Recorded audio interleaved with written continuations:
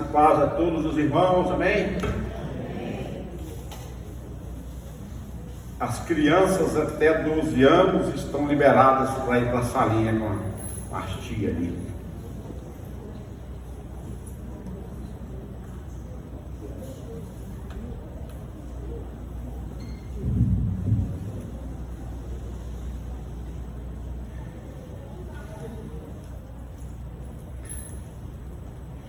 Amém? Nós estamos aqui para mais um culto de libertação, porque todo último domingo do mês nós temos esse culto de libertação, onde nós oramos pelos enfermos, aquelas pessoas que estão passando por luta, dificuldade, por algum tipo de opressão, e Deus tem abençoado as pessoas que têm vindo a esse culto, as pessoas que têm assistido nas suas casas. Deus tem movido de forma sobrenatural, e nós estamos aqui para mais esse culto, para que Deus Todo-Poderoso possa falar com cada um de nós. Mas antes, eu queria conhecer as pessoas que estão nos visitando pela primeira e pela segunda vez. Eu sei que tem gente que está vindo pela segunda vez aqui.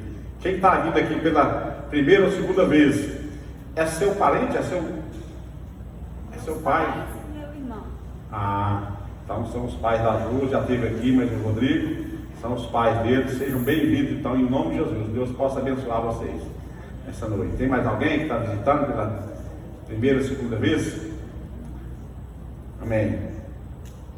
Nós vamos então dar continuidade aqui, porque nós não sabemos o que Deus tem para fazer nessa noite, né? Amém?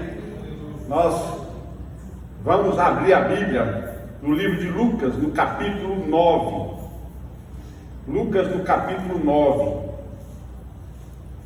a partir do versículo 57. Lucas 29, quem não trouxe a Bíblia vai estar aqui no painel para você poder acompanhar.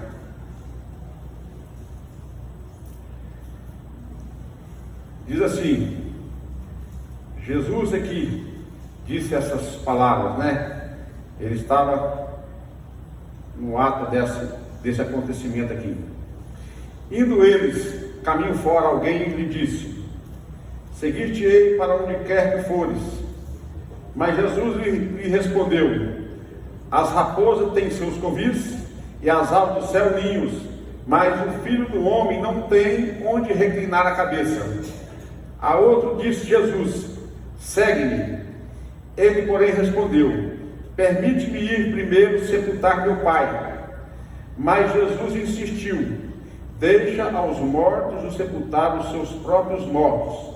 Tu, porém, vai e prega o reino de Deus. Outro lhe disse: seguir-te-ei, Senhor, mas deixe-me primeiro despedir-me dos de casa.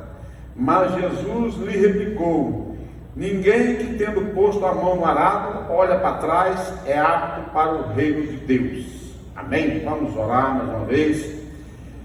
Nosso Deus e Pai, Deus santo e justo, Deus verdadeiro, estamos aqui diante da Tua palavra, Senhor, e nós cremos, Deus, que Tu tem algo para ministrar aos nossos corações nessa noite.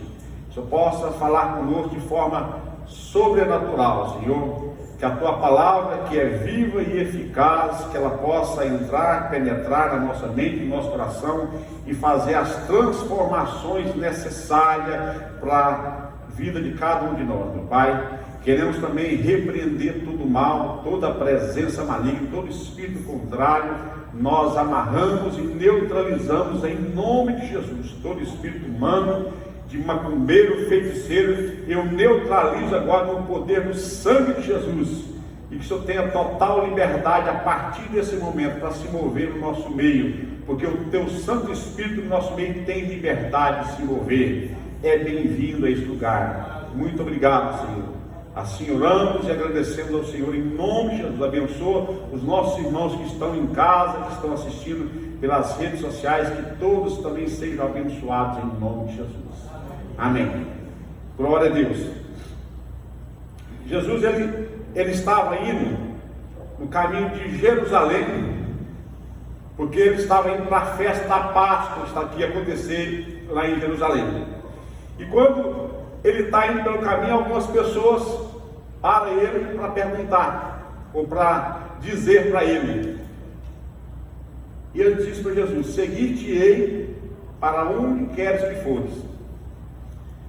Quando essa pessoa fala para Jesus que vai seguir ele, aí ele diz: olha, as raposas têm seus covis, as aves do céu têm seus ninhos, mas o Filho do Homem não tem aonde reclinar a sua cabeça.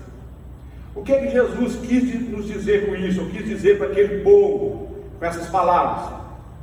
Ele quis dizer que seguir Jesus tem um alto preço a se pagar.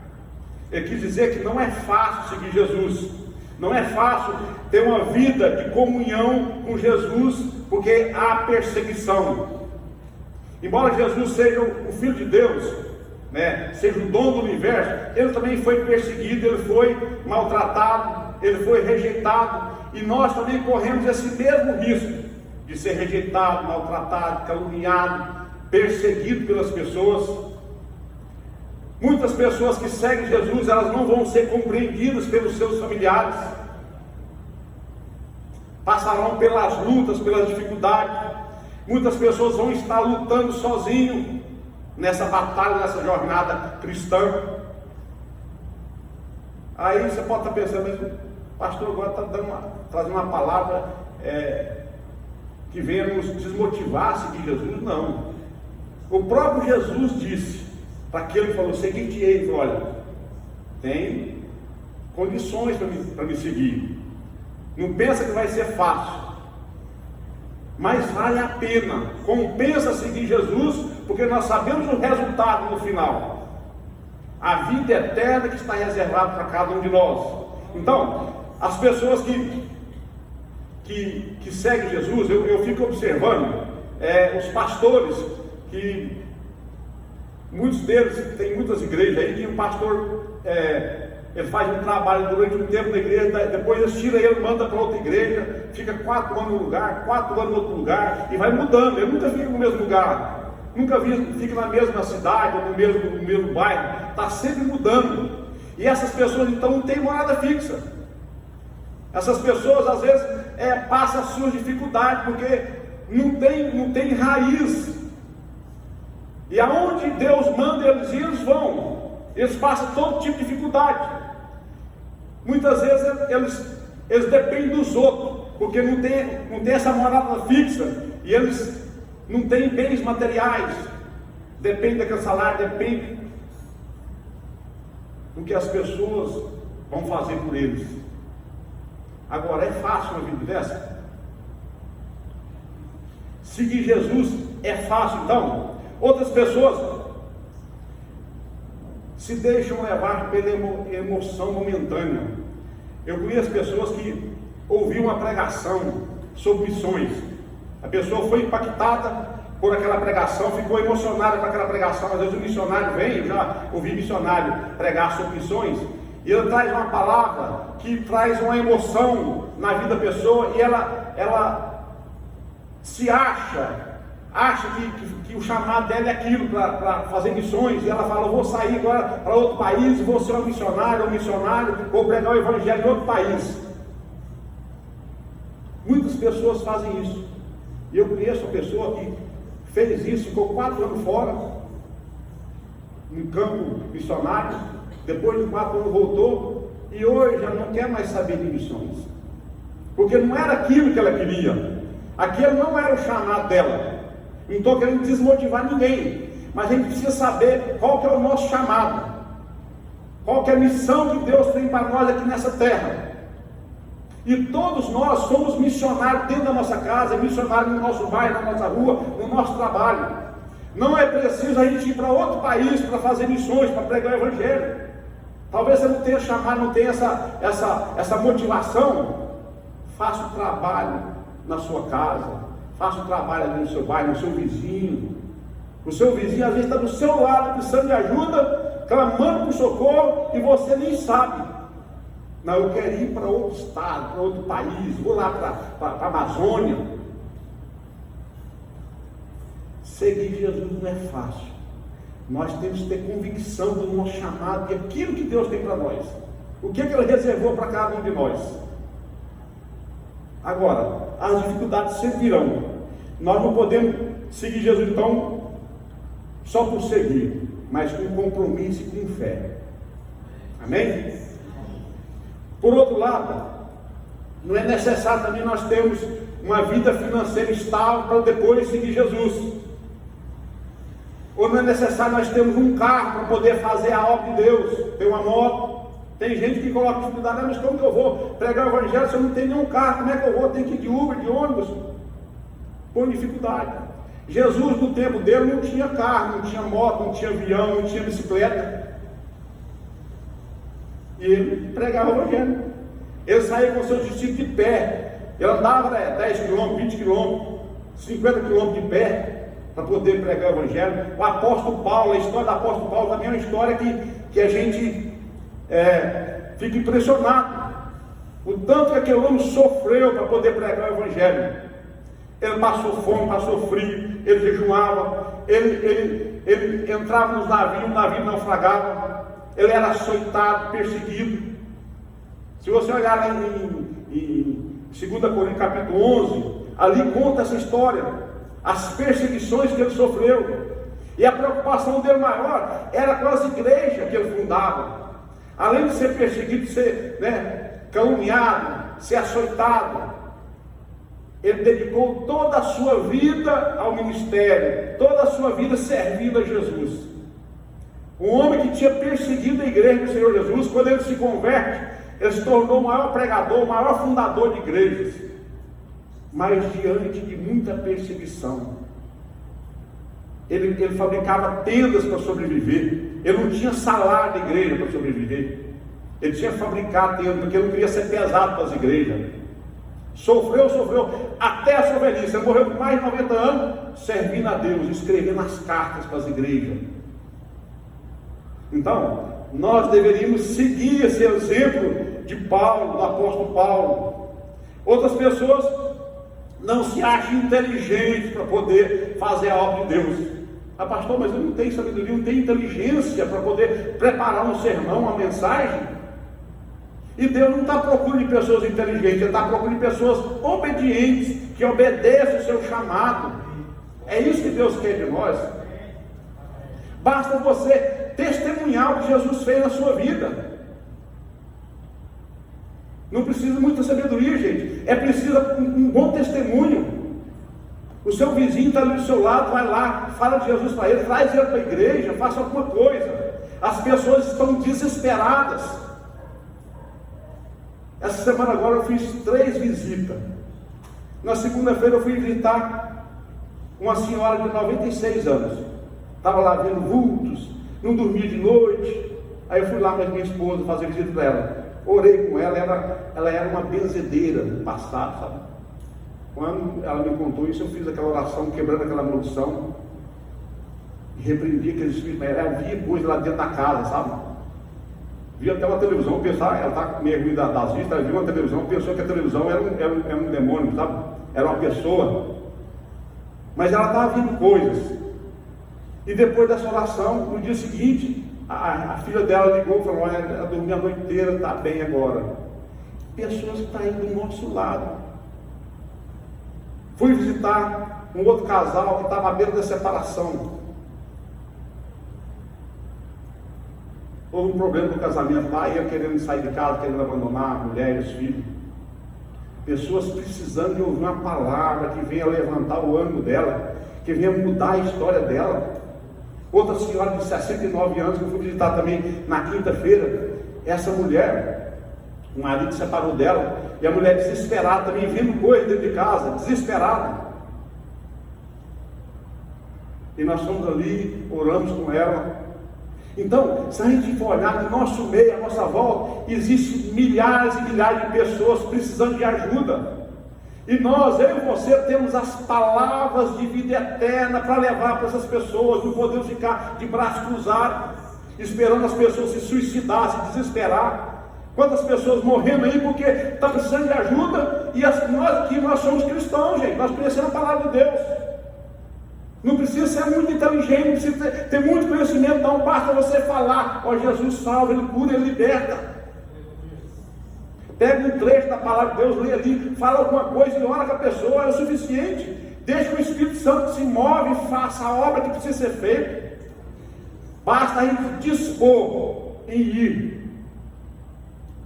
O Espírito Santo que move, Ele vai te usar lá naquela hora. Ele é que vai te dar sabedoria. Ele vai colocar nos seus lados o que você precisa falar para aquela pessoa.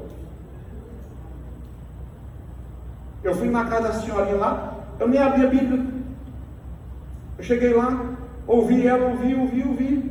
Eu nem, quando eu lembro no final, eu falei, gente, eu nem li um trecho da Bíblia. Aquela pessoa estava precisando desabafar. Está precisando desabafar.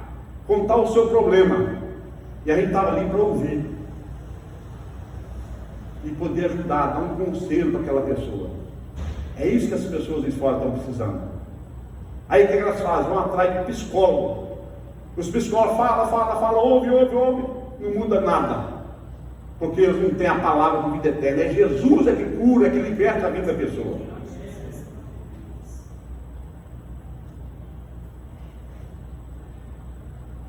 Aí Jesus,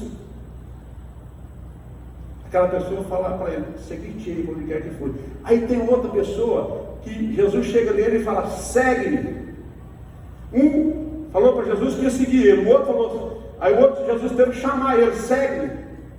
Ele falou, Senhor, deixa primeiro eu cuidar do lado de casa, deixa primeiro eu sepultar o meu pai.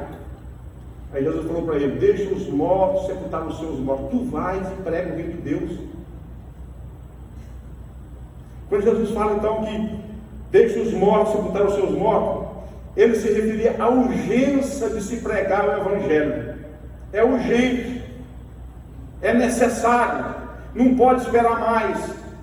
Então, o que nós precisamos sepultar é o pecado da desobediência que está dentro de nós. Quando Deus manda a gente fazer alguma coisa, a gente não faz. O comodismo muitas vezes está dentro de nós. Nós sabemos que nós temos que sair, temos que pregar o Evangelho, mas nós ficamos acomodados. Ah, não, deixa a pessoa se virar, Deus vai enviar outra pessoa lá no meu lugar, outra pessoa vai lá para pregar para ela. Aí depois você fica sabendo notícia, ó, a pessoa deu um tiro na cabeça lá. Você poderia ter ido lá para pregar o Evangelho para aquela pessoa. Então, nós temos que ter consciência que é urgente a pregação do Evangelho. Não dá para esperar mais. A urgência do nosso chamado. Jesus, ele exige de nós um engajamento imediato, ou seja, nós precisamos fazer parte do exército de Deus. O exército de Deus que vai evangelizar o mundo. Nós precisamos entrar nesse exército e fazer diferença. E outra coisa, não pense você que no momento que você resolve pregar o Evangelho, você resolve fazer a obra de Deus, que os seus problemas vão se acabar. Não. Às vezes os seus problemas vão até aumentar. Quando a gente resolve fazer a obra de Deus, aí vem as perseguições, vem as lutas, as dificuldades do inimigo, ele se levanta contra nós para nos fazer parar. E se você não está sendo perseguido, se você não está acontecendo nada, talvez é porque você está seguindo Jesus de longe, você não está aprofundando naquilo que Deus tem para a sua vida. Se as lutas não vier, alguma coisa está errada. Pastor, mas você está me deixando com medo, aí deixei, eu não vou nem fazer a obra. É assim que funciona. Mas só que a Bíblia fala assim, resistir o diabo e ele fugirá de volta. Enquanto você vai e prega, o inimigo se levanta quando uma hora, ele tem que desistir. Porque o Senhor está conosco, o anjo do Senhor acampa ao nosso redor. Então o inimigo não tem como nos tocar, não tem, ele tenta, mas tem anjos ao nosso redor, nos guardando, nos protegendo, nos livrando.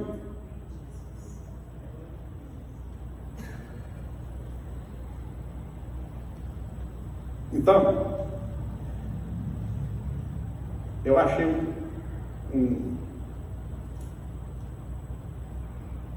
uma frase que achei interessante.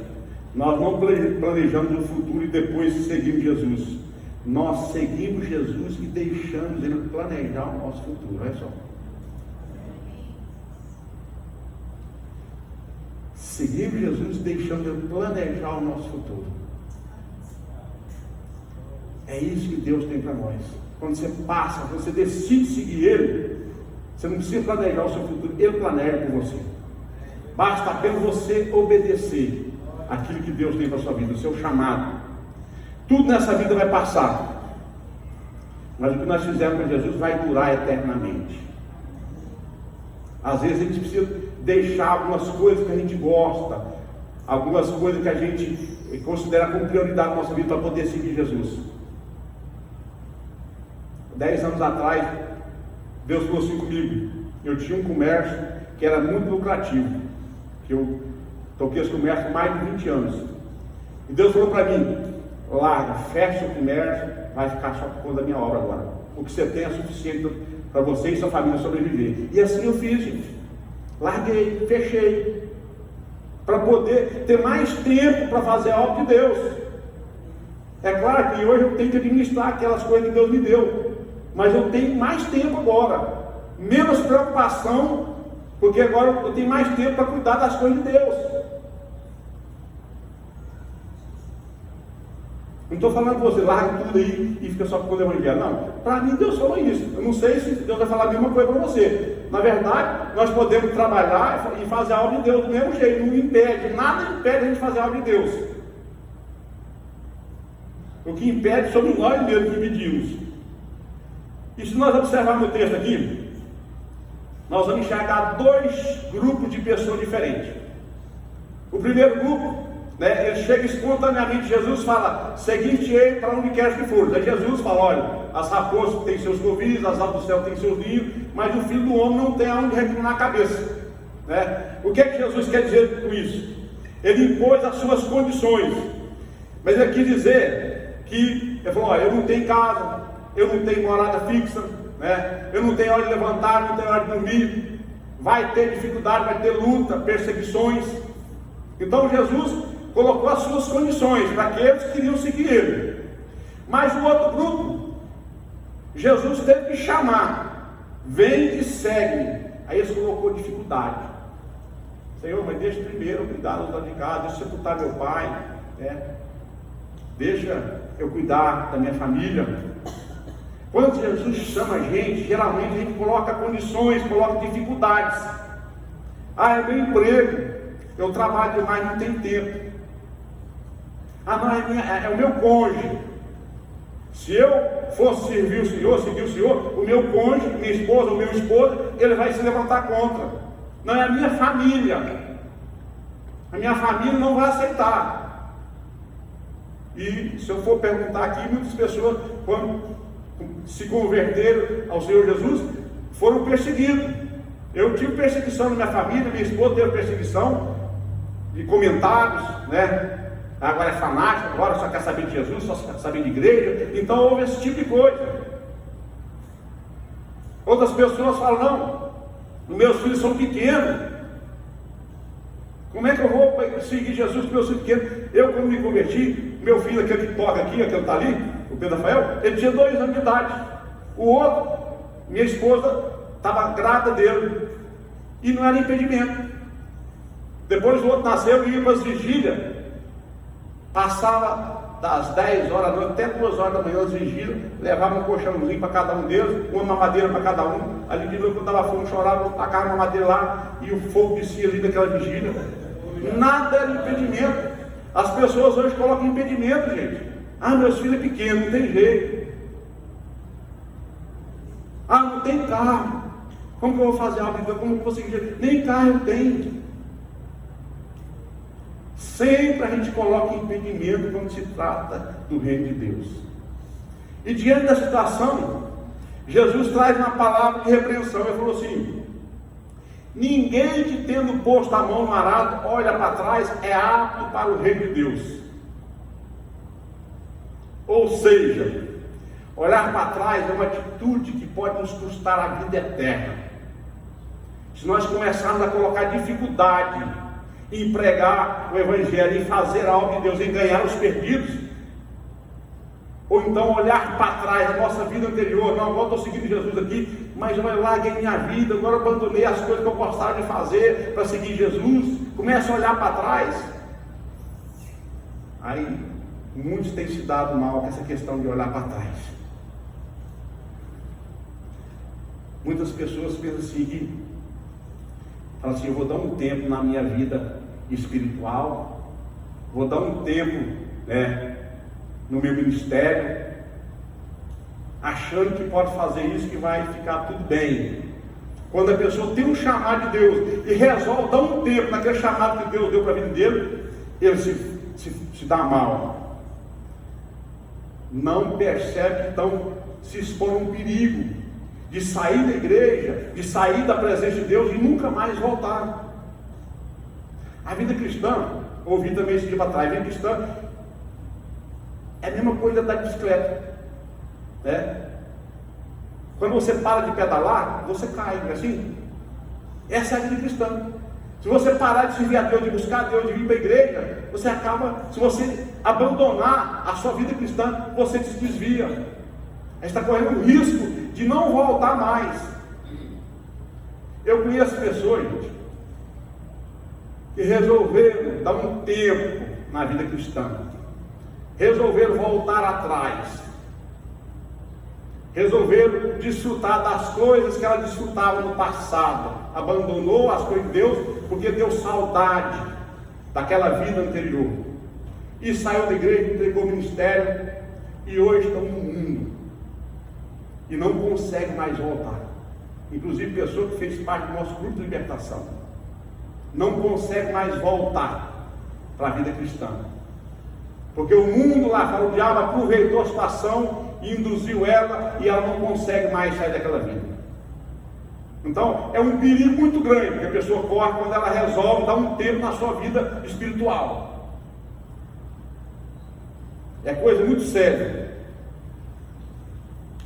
E é muito comum nós vermos isso, essas pessoas falando que vão descansar. Não, eu vou me reorganizar na minha vida espiritual. Eu vou dar uma reorganizada na minha vida, vou dar uma pensada, uma raciocinada, uma descansada, estou muito cansado, tenho trabalhado muito para o Senhor, vou dar um tempo.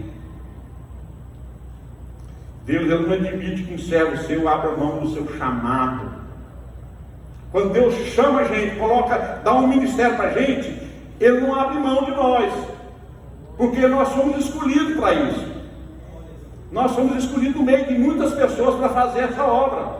Nem todos estão aptos para fazer isso. É claro, todos nós podemos evangelizar, podemos pregar o evangelho, mas tem pessoas que Deus chama num chamado mais forte, para se dedicar com mais tempo, ou então o tempo integral dedicado para a obra de Deus. Nem todos Deus chama para tempo integral, mas se Deus chamou, é porque Ele está confiando em você. Aquele que assume responsabilidade na obra de Deus e abandona, não é contado como digno do reino de Deus.